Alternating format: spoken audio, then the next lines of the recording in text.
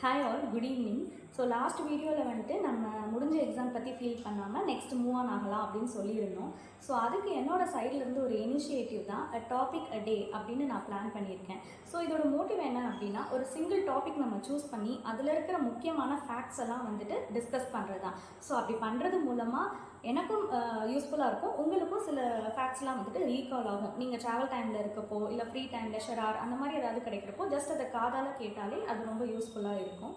So from group 4 லெவல்லேருந்து UPSC வரைக்கும் இருக்கிற ஒரு முக்கியமான டாபிக்னால் வந்துட்டு அது பொலிட்டிக்கல் சயின்ஸ், பாலிட்டி தான்.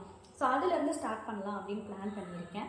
ஸோ நம்ம ஹிஸ்ட்ரியோட முடிவு தான் பாலிட்டியோட தொடக்கம் அப்படிங்கிற ஒரு புரிதல் இருந்துச்சுனாலே பாலிட்டி நமக்கு ரொம்ப ஈஸியாக இருக்கும் படிக்கிறதுக்கு.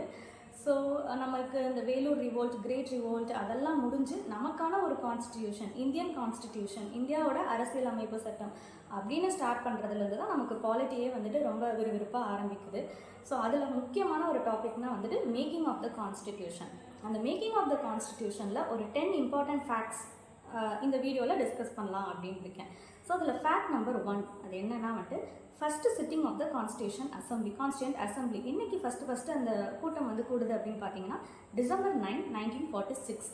ஓகே, என்றைக்கு வந்து இந்த கான்ஸ்டியூஷனை வந்து அஃபிஷியலாக அடாப்ட் பண்ணுறாங்க அப்படின்னு பார்த்தோன்னா வந்து November 26, 1949 அந்த டேயை தான் வந்து constituent day or day of the Indian constitution அப்படின்னு சொல்லி நம்ம அடாப்ட் பண்ணுறோம். ஓகே, இந்த 2 நாளுக்கும் இடைப்பட்ட காலம் எவ்வளவு, டோட்டலாக எவ்வளோ நாள் இந்த கான்ஸ்டியூண்ட் அசம்பிளி வந்து கூடியிருக்கு அப்படின்னு சொல்லி பார்த்தோன்னா 2 years, 11 months and 18 days. இது புக் கொஞ்சம் வேரி ஆகும் இந்த ஃபேக்டர், பட் அப்ராக்சிமேட்டாக 2 years, 11 months and 18 days. Okay, இந்த கான்ஸ்டியூண்ட் அசம்பிளிக்கு யார் பிரசிடென்ட் அப்படின்னு சொல்லி பார்த்தோம்னா டாக்டர் ராஜேந்திர பிரசாத்.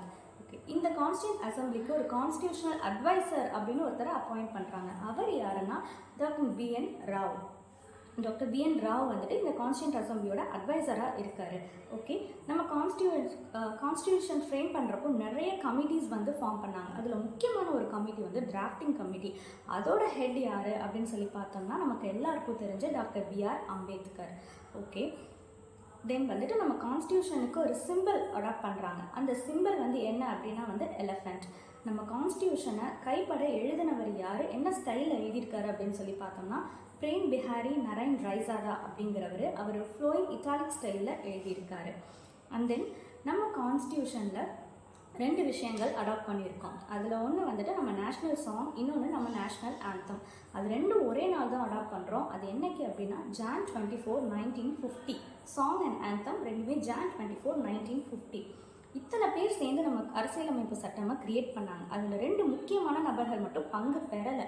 அவங்க யார் அப்படின்னா வந்துட்டு நம்மளோட father of the nation Mohandas Karamchand Gandhi அவர்களும் முகமது அலி ஜின்னா. அவங்க 2 பேரும் நம்ம கான்ஸ்டியூண்ட் அசம்பிளியில் மெம்பராக இல்லை. So keep on learning. Next வீடியோவில் பார்க்கலாம்.